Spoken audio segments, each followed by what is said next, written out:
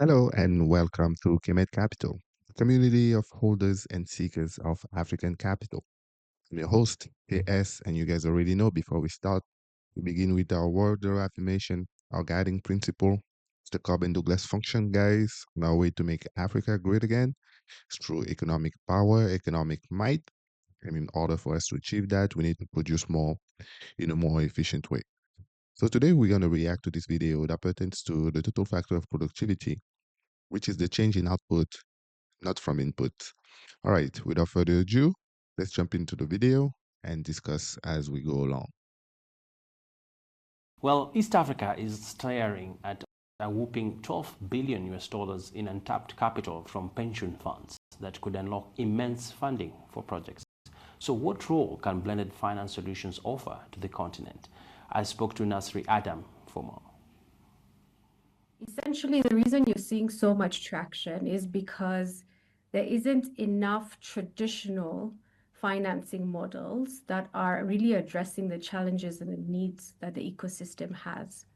And what do I mean by that? You're seeing philanthropy, so grants, traditional grants, not being enough or being pulled back or scaled back.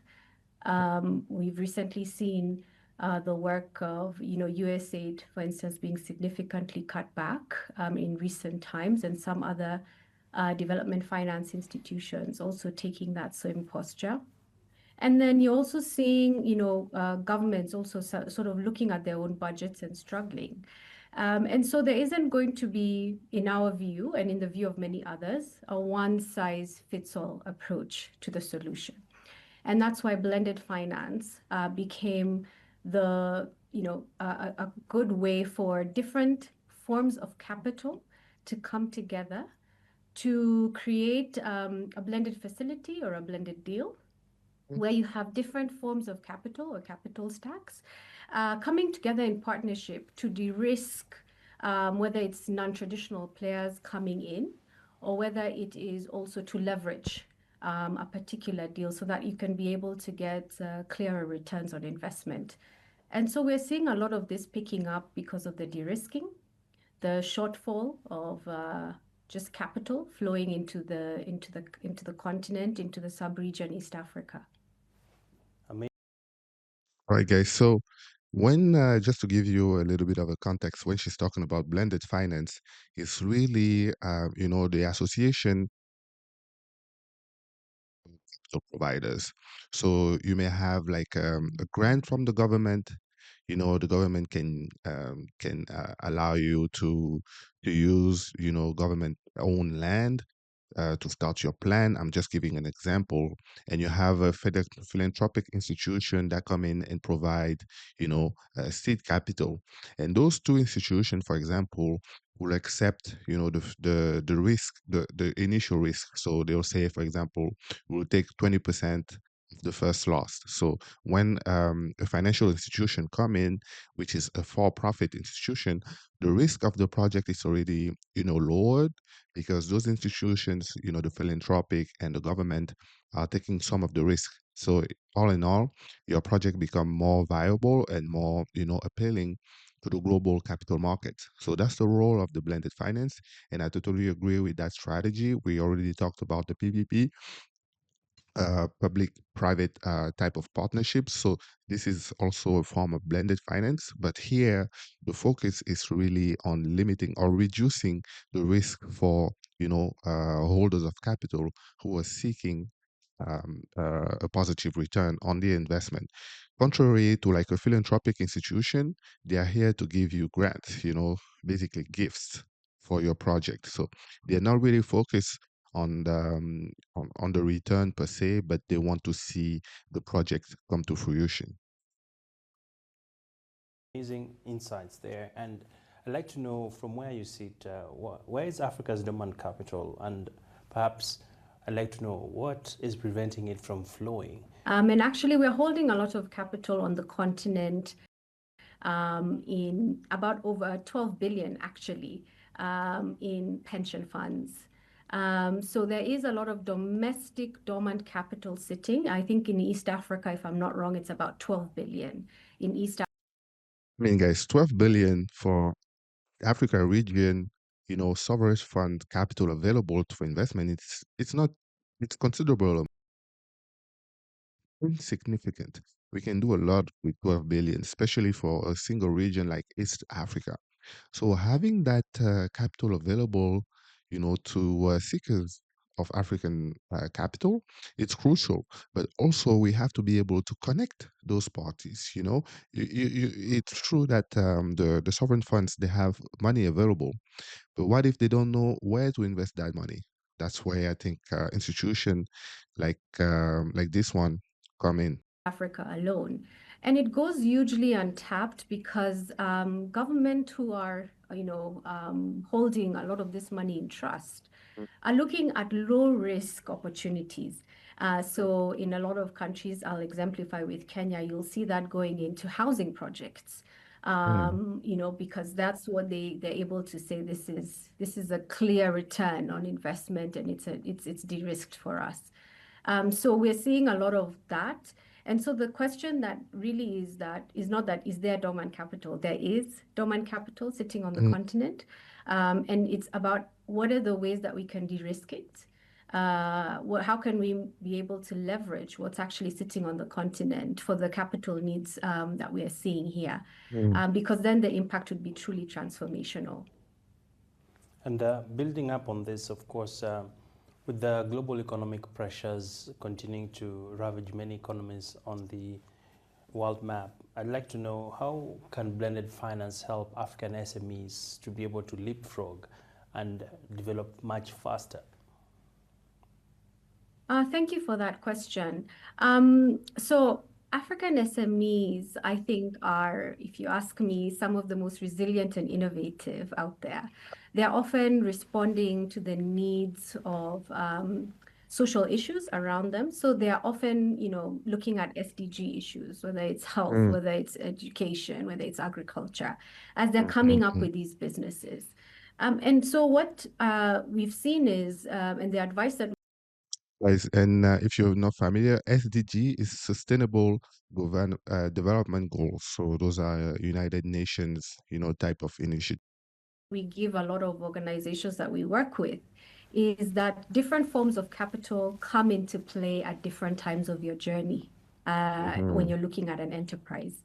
Mm. When you're looking at that proof of concept period, often grants are the easiest offering because it's an organization that believes in a concept that isn't yet tested. And so grant and philanthropic capital comes into play. And Well, here we're talking about, guys, we've been talking about how private or venture capital is funded. Venture capital, so you have the pre-seed funding where you have grants, you have love money, you have money from your parents, from your family member that are not actually looking for the return at the end of the day. They just want you to encourage. They believe in the project. So that's pre-seed. That's in North America they call it love money. But you can also find love money from grants and from philanthropic institution or government. then you start to move and you start to have a bit of interest coming in from venture capital or fund Mm, managers, and then you can move into these bigger ticket sizes. mm, And mm, mm. actually what we are seeing even in this blended finance model is that there still is that missing middle of capital. So we are seeing ticket sizes that still are too little or too big for the ecosystem. And so SMEs are finding themselves sometimes in a, if you will, a no man's land where they have proof of concept. They have the ability to showcase that their business and their enterprise can be profitable, but they don't Oh, have the capital that they need to actually get to the next level. And that's where blended finance models actually now come into play quite clearly, because they're able to go to an institution that meets their particular need and mm. sometimes blend different capital forms. So we as an organization are, clear that Africa is not short of capital. What Africa is short of and what East Africa is short of is catalytic capital, risk capital, concessional capital that can come into de-risk investments. And so for the SMEs and for the entrepreneurs and the innovators, it's really about building your business out in a way that you can attract different forms at different times of capital to really be with you along your journey.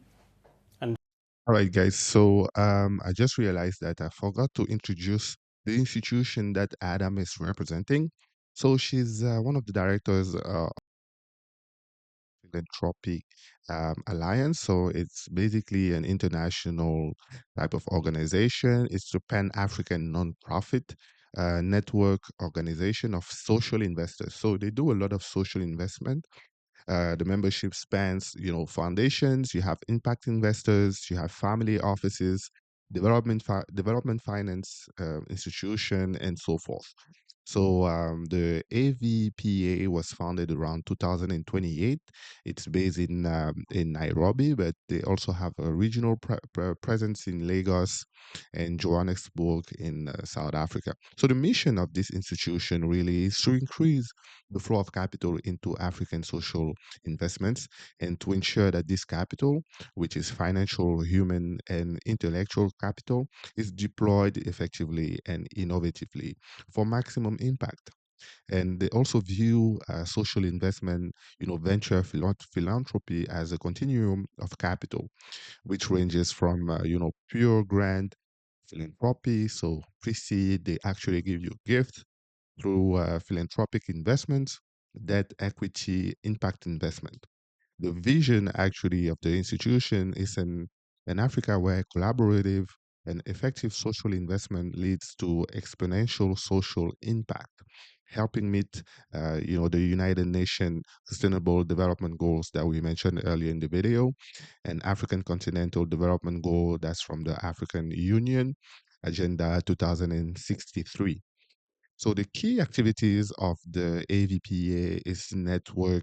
So they do a lot of activities, but their main activities is network and ecosystem building, right? They bring together social investors, grant makers, foundation, impact funds, and it facilitates partnership, peer learning, sharing of best practices, tools, and models. So they also provide knowledge, tools, and capacity building by offering leadership and skills development, helps define standards, framework for social investment in Africa. They also influence policy regulation and public-private dialogue. They work with governments. They work with development finance institution and regulatory institution to facilitate an environment more conducive, to impact investment and venture philanthropy. Venture philanthropy, guys, it's also huge. It's important.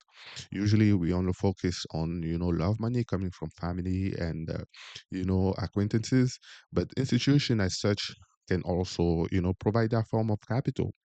Another key activity of the AVPA is the mobilization of capital, especially catalytic capital in blended finance. The term catalyzer is something that accelerates a reaction. So when we're talking about catalytic finance, it's really that first injection of capital that boosts the ideation stage of your project and brings you to some sort of proof of concept. Or they also provide they also organize events, conferences, fellowship program, and they partners with the global network. So they have a European VPA. You have the AVPN in Africa, in Asia. Sorry, you have the Impacto Latin Impacto in Latin America. So all in all, it's a very active institution. And recently, like in 2024,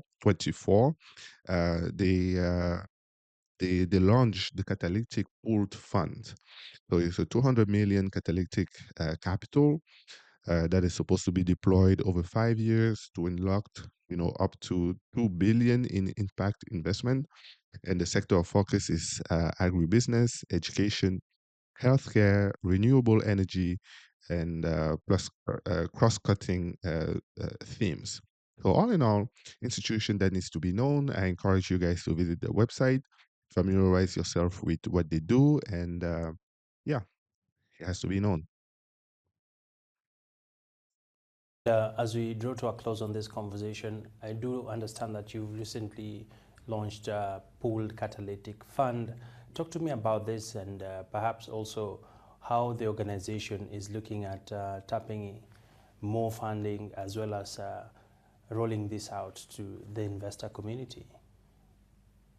Certainly.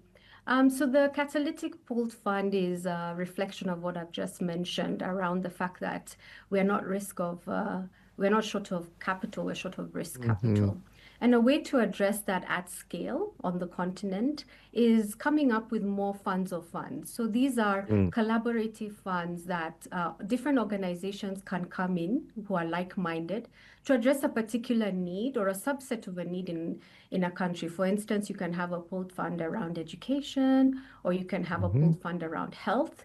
And these funds are essentially allowing for more players to come into the table because if your contribution is slightly less than you would have as an organization going into it alone, already we've been able to de-risk. And the initial capital raise can be used to leverage and unlock for more. And so Mm. we're saying that the solution that we're looking for has to be collaborative because the problems that are facing the continent and the scale of the capital that is required, it's not going to be one organization that meets that So, need. for sure. And so we are not just looking at domestic capital as an answer, but even for those allies who are coming from outside of the continent and how they can contribute to these pooled funds will also be critical to the success of that. So as AVPA, we launched our fund late last year. We're currently raising around that and trying to prove out this thesis that we can do more together and we'll be able to unlock more capital towards impact for the continent in that manner. All right, guys, we're coming to the end of the video. Interesting one. I just have you know, some reservation the catalytic pool funds because the scale of what is needed across Africa for sustainable development goals, it's huge. We're talking about hundreds of billions. So for you to have that 200 million pooled capital, is it gonna really make a dent into the situation? We also have to be mindful of the deal flow and the capacity. Even with good capital, finding enough investable social project with strong governance, financial discipline, it's going to be challenging. So I'm not sure if even that capital can be deployed effectively. You also have like some regulatory, policy, tax, ecosystem barriers, particularly in cross-border investments, issues of regulation, foreign exchange risk. So um, uh, I'm for it, but I also recognize that it's not going to be, as she said, they need to be more cooperation. Them by themselves, they cannot, solve all the problems. They already, putting their foot in the door, showing that it can be done. It could be, a template for other regions in Africa. But hmm, sustainable financing or social investment, I'm not really for it. I'm more for impact investment. We need to focus on our economic development, on our output. We need to make sure that we produce more before ensuring that the social side of our society also taken care of. And both of them can go hand in hand. So it's not like you have to do one and start the other at the end. Both of them can go hand in hand. But put the priority on social finance and social investment. For me, it's not a good strategy. And finally, they have to balance, financial returns and social returns, because at the end of the day, I'm pretty sure that some of the investors or entities that they're talking with, they're looking for return on the investment. So some impact investor they expect some financial return. Balancing that expectation across continuum of capital, you have grant, debt, equity, it can be complex, but I'm not gonna knock that initiative. It should be encouraged. It should be, replicated across the continent, and we'll be able to guys, achieve our goal of making Africa great again, I guess. All right, guys, you guys let me know what you think in the comment. That was me ranting and reacting to this video. Interesting as always conversation. You guys let me know what you think in the comment. Be safe out there, and I'll see you in the next one. Bye.